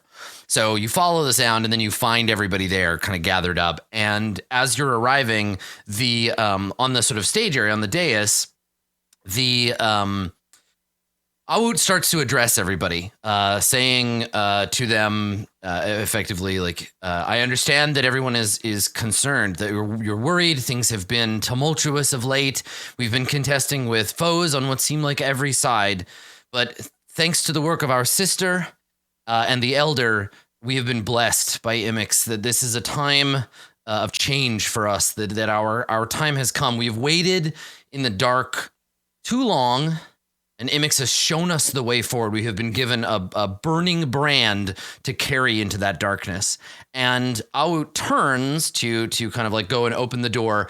And this is when we see Bahath return. Now, Bahath has adorned their new body with basically ceremonial garb. They're wearing a crown set with opals. They have a suit of like ceremonial armor on, all made out of like gold with red and orange sash across it. They're carrying the rod that you retrieved from the dwarven caverns. So you see the rod of lordly might in their hands, and they're done up. Their faces painted. They have like a white face paint mask with a red mark in the center of the forehead. And I think maybe like Ramus and Maharib can make religion. Anybody who wants to make a religion check can do so upon seeing this outfit, if you want. Just to see if you recognize any of the details of it. So wise. Hey, not bad. 24-19. Religious. Mm-hmm. Okay. All right. 30. Nice. Another 30 for 10 pillars. Good. Hell, I'll roll just in case. Get your one in there, Berg. Well, hey, not bad. Yeah, not 12. All right. So there is a for 10 pillars and Ramus, you recognize like this outfit from like seeing paintings of it in a book or something like that, right? This is an ancient garb of the priest kings of old, right? Those who are highest among the worshipers of a particular primordial. There would only be one of them, and so her coming out wearing this very specific outfit indicates to anyone who is in the know, which would be everybody in this room, that not only is Bahath in charge of like these people, but all worshippers of Imix everywhere, right? She is coming out dressed as the Pope of Flame, basically. She's the high priestess now. And so Bahath emerges, and immediately upon seeing the garb, seeing this strange, this shadowy tiefling fire creature, they just drop to their knees, right? Like immediate, like forehead to the floor. Everyone bows. Vani and Awut bow from the waist, and the old woman bows her head. And there is a moment as all you can hear, it's silent in this chamber. All you can hear is the whispering of her ceremonial robe across the stone floor, and the sound, albeit very, very quiet, of her bare feet on the stone. So we hear that for a moment, and she turns to the addressed, and she looks over them, and there's a moment where everyone is looking at the floor except Bahath and the group of you, and you're looking over this prostrate crowd. What if we pan across everybody's face? What is everybody's like facial expression in this moment? We'll just go across, because I want to imagine this sort of reaction shot before Bahath speaks. Maharib, what's the look on your face when we see her come out? I think my arms were at my side, and I just kind of fold my arms and just stare straight forward. Okay. All right. And then 10 pillars, you're standing next to Maharib, so we pan across to you. Yeah, this is honestly like nothing I haven't seen before. Fanfare and like the lauded general, like being, the adulation of the crowds and stuff like that. This is just like instinctually, I'm looking around the room to see anything that doesn't fit, anything that doesn't match, anything out of the ordinary. Mm-hmm. So that I'm just like expressionless, like a poker face. Yeah. That same like observation face we see on 10 pillars so often. Cool. Okay. And then Ramus and Berg, you kind of approach the other two from behind. What do we see for you? Because this is, especially Ramus, this is very personal. So maybe we'll show Berg, and then we'll move over to Ramus. Berg's just this. Yeah. Slightly skeptical, but like, okay, all right, this is happening. And then Ramus, what do we see on Ramus's face before Bahath begins to speak? First, there's a moment of like anger, but then like I swallow it hard, and then I bend on one knee before her, so she sees. Yeah, nice. Yeah, so she watches, and I think she gives this slight nod, and so she sees that, nods, and acknowledges you, Ramus. And then to everyone else, after that brief moment of intimacy across this massive chamber, she demands that everyone stand. She just says one word. She says, "Rise," and everyone gets up, and she begins a speech essentially. And it sounds to you a lot like what you heard Bahath saying in the ritual chamber, right? She begins by saying what Awut said, right? Like that you, servants of the Lord of Flame, servants of the God of Fire, you have waited long enough in darkness. It is our time to rise. It is our time to burn, and that there are enemies allayed before us, but they will feel the touch of flame. And she kind of like starts getting the crowd riled up, and across the course of her little speech, she basically says, "Okay, we're done getting kicked around. It is time for heaven. It is time for the Mara. It is time for anyone who gets in our way to get burned, right? It is time for them to feel the touch of flame. This is an age of conflagration." She uses that phrase a couple of times, that she acknowledges that fire has the power to create, fire has the power to comfort and to warm and to illuminate the darkness. But this is not an age of illumination. This is not an age of comfort. This is an age of fire and an age of burning. This is an age of conflagration. And so that is starting to get people pretty gassed up, right? Folks are like, fuck yeah, we've been pushed around long enough. Let's get out there. Let's kill our enemies. Let's spread the power of the cult of Imix.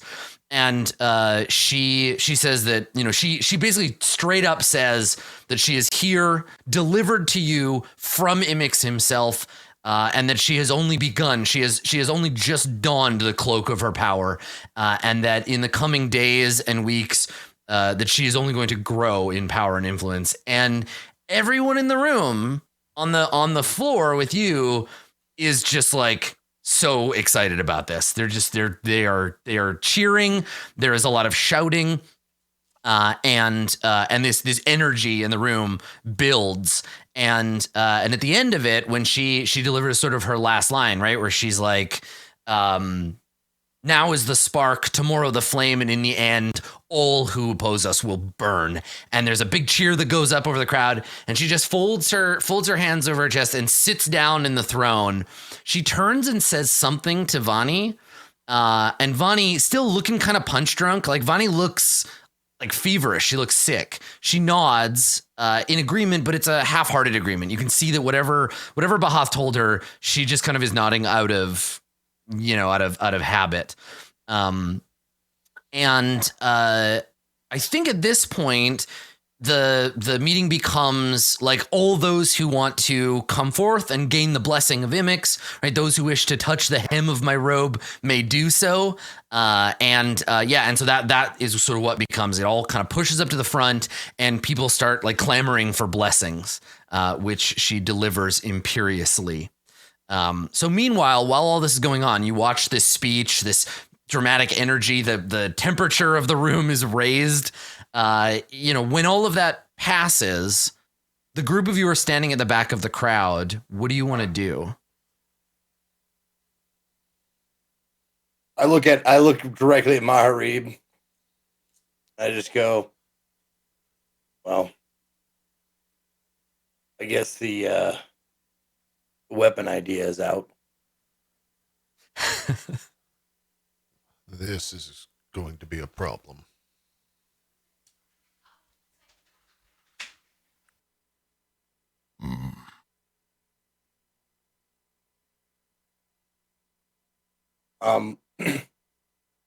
Who knows these people best? The Embers? Who knows them best? Probably me. Would it be you? Maharib. Okay. Probably Maharib.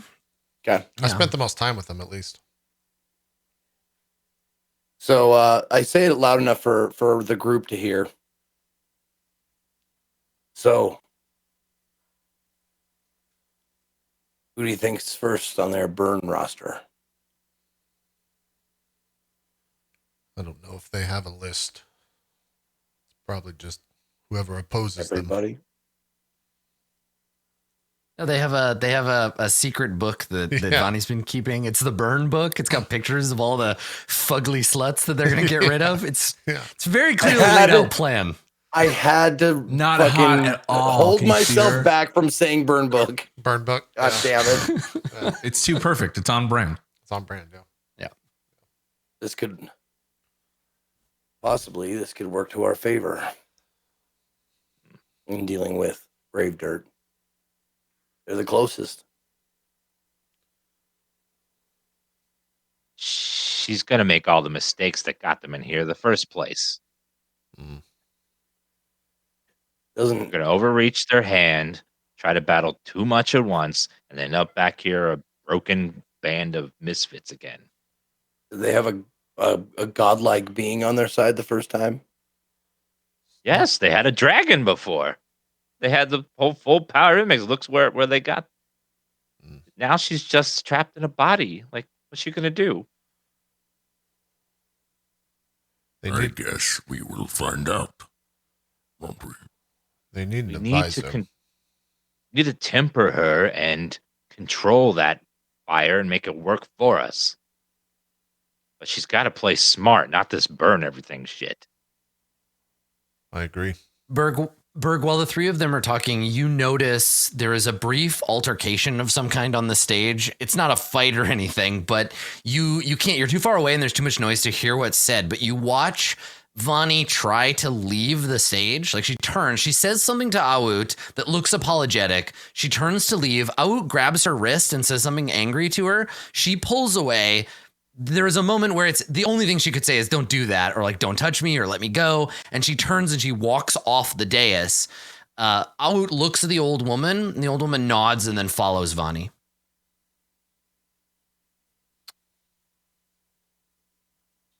Berg may try to slink away and see what's up with that. Yeah, you want to go check that out? I mean, you can let your friends know, or you can just He would keep strategizing. I'm gonna. He'll say something to the effect of like, I'll be right back. I want to check on Vani. and he walks off. Okay. All right. Up to them if they wanna follow Berg, it all. you're gonna do Yeah, that. just Let's let 'em know stay. where he's Yeah, let's going. stay with Berg. So Berg, we follow you.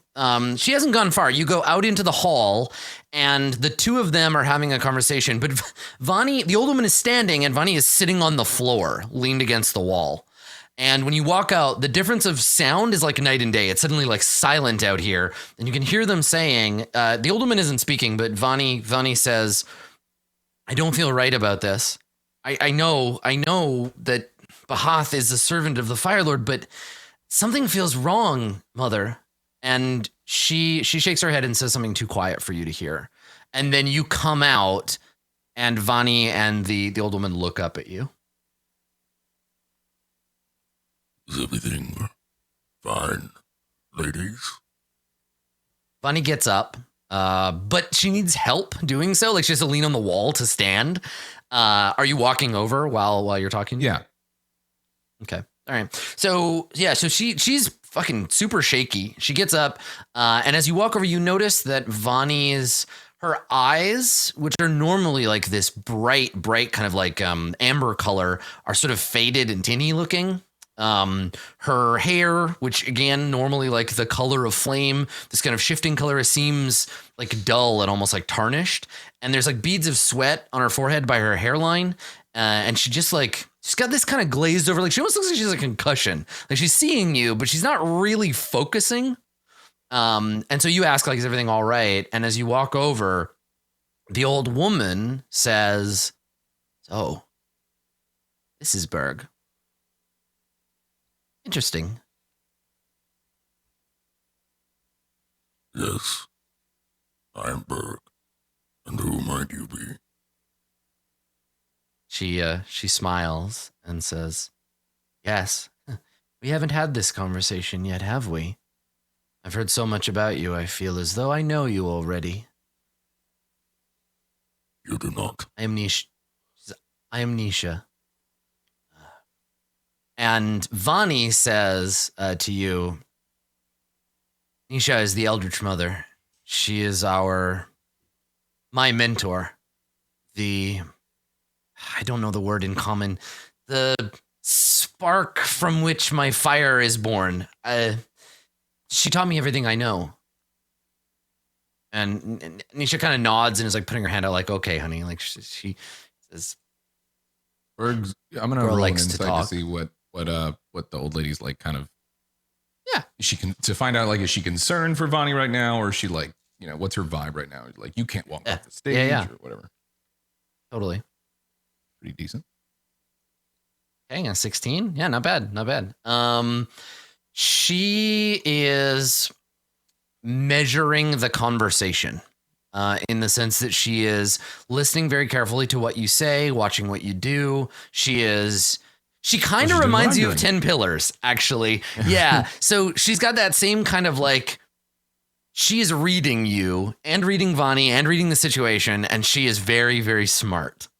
Yeah. So yeah, she's doing just exactly what nodding Berg is trying to do, but she's smarter than him. Damn it. And so Vani says, don't you want to be inside with everyone else? You seemed like maybe you needed help in some way. You seem weak. I'm sure this is what Nisha is concerned about your Berg, like, thanks for a second for the phrase. well-being. Yes. Maybe you should rest. Vani says, I'm sure I look terrible. I'm just tired. The ritual, channeling Imix in any form is hard for me. And she looks at Nisha, and Nisha looks at her, and there's a moment where, with that 16 insight, she was about to say something, and then she doesn't because Nisha doesn't want her to. And she says, "I'll be okay, Berg." And she puts a hand on your arm. And every time you have ever touched Vani prior to this, you're like, whoa, she runs hot. Like you could boil water with that skin. But this time she just feels like kind of clammy and cold when she puts her hand on your arm. Mm-hmm. And she says, "I just need to rest. I appreciate your concern, but I'll be fine." You don't need to make an insight check. She's lying. She doesn't know if she's going to be fine or not. Things are way worse than she's pretending they are. Yeah. Okay. And Berg like gives her like a look. Looks at Anisha or whatever. Is it Anisha or Nisha? Yep. Nisha. Yeah. With just an N. Okay. Looks at her and It's says, a primordial word. You don't speak primordial, do you? "Hold on." Or whatever the fire language is. I know nobody just speaks that. No, I don't think so. No, I speak pretty much. I know like Berg I think else. speaks more languages than almost anybody, but I think they're all terrestrial languages. Okay, all right, yeah. So no, her name is Nisha. Okay. And Berg looks at her, not hiding anything, It just like gives her a look like, I see what's going on. like I'll keep an eye. She calls you on that look. She just says out loud, she says to you, we appreciate your concern. But every flame flickers and some go out. You don't need to be concerned about the girl. She knows what she's doing. I don't need to do anything. I choose to do it. Ah, so you saw her on the dais and thought, she needs my help. Is this an act of charity or something more? Friendship. And Vani, when Nisha says that, Vani closed her eyes like, Jesus Christ, Grandma, stop it. You're just saying, I care for those who have helped me, as I'm sure you do, right? like, as in like, oh, so you care for her, yeah? Show it. She nods and says, yes, that's what I was doing, boy. The girl and I are going back to her quarters for her to rest. And she smiles at your like, don't. She grins and she says, no, why not? There are many reasons. I am not a boy. We do not have time to hear them all. You're in a hurry, boy. Now excuse us. And Vani looks at you like, I'm sorry. I don't like, she's being like this, but it's not a sorry enough for her to stand up and say something. She's just like, yeah.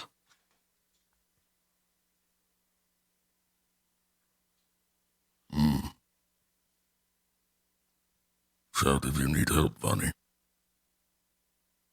She turns to Nisha and says something to her in Primordial, in Ignan, I guess is the language. So they share a brief. So here's how the conversation goes from Berg's perspective. She says something to Grandma. Grandma looks at you. Vani says something and like is like, hey, over here, I'm talking, not him. Grandma turns back. They have a brief conversation about something. Vani is annoyed, but wins. And Nisha nods and says, fine. Berg's already like walking away as this is happening because he didn't like. Yeah, so you hear, yeah, totally. You turn around, but you hear her say in common for your benefit, she says to Vani, fine, but only a few moments and nothing strenuous. I'll be in my sanctum. She turns and walks away. And Vani, you hear her again, bare feet on the stone. She runs over to you and she's like, Berg, wait. She doesn't really run, I guess. She kind of tries to and then like slows down and then has to say, Berg, please wait. Yeah. Also, yeah, Berg is just naturally way faster than everyone else, right? So, yeah, I mean, you just naturally are. You're just faster than everyone else because you're a barbarian. Yeah. So, so do you stop? Yeah. Stops and turns around. And you turn around and she's like leaning against the wall, like trying to breathe. And she says, she's being like this because she didn't want me to tell you, but I'm sorry, I'm tired and I can't remember how to say half of the things I'm trying to say to you. Fine, take your time. We are of one fuel now. Our heaven's word for it is destiny. Our fires burn in the same way. You and us. The embers. You brought Bahath back to us, whether you meant to or not, and heaven would say you're blessed, but that's not the word. It's more complicated. So I can tell you, there's a passing, a movement of, you know how when you have a torch or a lantern and they're burning down and you know they're going to go out. You get another torch and you light it off of the dying sparks of the first. So you don't have to get out your tinderbox and light a new flame. It carries the fire from... Anyway, Nisha's time is almost up. This ritual was a kind of... I'm supposed to be the Eldritch Mother now. Or soon. and she doesn't think I'm ready.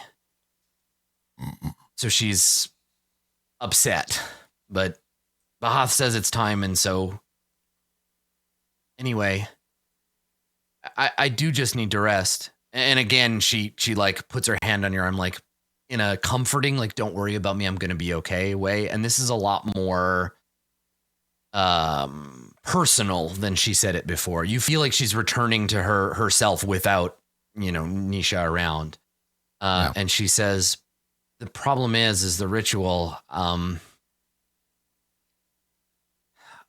My fuel is running out. There's some concern that, and she kind of trails off, like she's not sure how to tell you what she wants to say. And if you don't encourage her or like nudge her along, she'll probably just leave it at that and be like, I'm sorry, don't worry about it. He definitely encourages, like, what?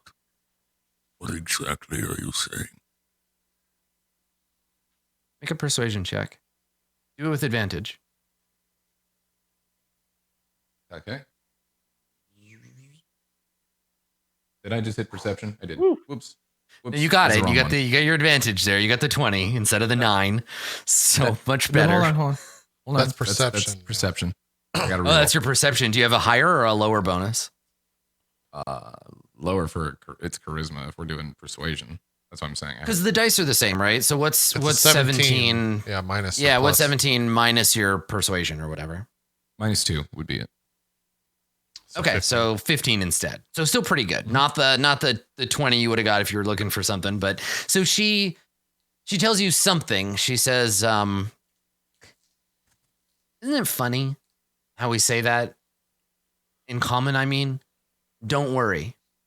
Like, it makes a difference. Has anyone ever just said to you, don't worry, and all of a sudden you feel better? No. Here's the thing. I might die. That's the long and short of it. It took a lot to do what I did. And I didn't want to tell any of you beforehand because I saw how much Ramus needed it. And I just wanted to help you get what you wanted. And I'm sorry it didn't turn out that way, but I do need to rest. And if everything goes all right, then I'll come out the other side with all kinds of new abilities, all sorts of new insights. I'll be able to serve Imix in a way I never could before, but there may not be fuel left in me.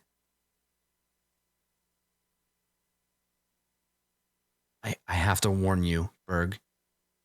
If that happens, and the Eldritch Mother dies too,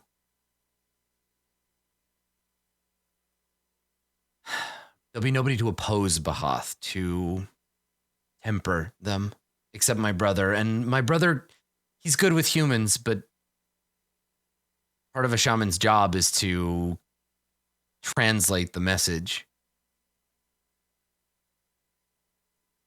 I just need you to know this in case something happens and I don't get better. She like wobbles a little to the point where you're not sure if she's going to be able to make it like to the floor safely, let alone like another room. Or like grabs her and gives her like a big like slow hug. Mm-hmm. I would, under normal circumstances, like, I mean, I guess I still could because I'm still whatever. He's going to try to channel any sort of energy he can into her, whether it be just, support, or if he actually can do some sort of heavenly thing. If that's still a thing that's running through him at all, he's going to try to give her any sort of like little boost in energy. He's hugging her with the thought of like, just here. Yeah. Okay. So Berg, he's going to try. Here's the thing. You don't even have to roll. This isn't a roll. This is a thing. So Berg, and we're coming close to the time for a break. So if you want to take the break to think about it, you can.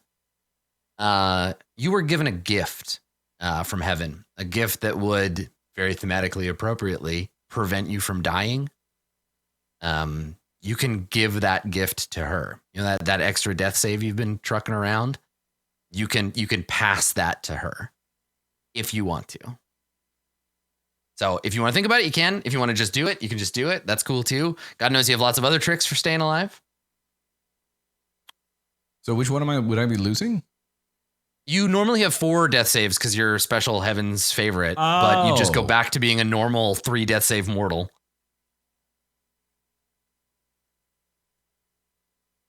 I'll think about it.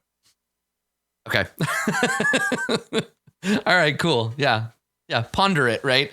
So yeah, we'll take our break, and when we come back, we'll check in with Ramus, 10 Pillars, and Maharib, and we'll see what they're up to while this conversation's going on in the hallway. Sounds good. All right. That's it. We'll be right back in about 5 minutes. See you guys then with more Court of Swords.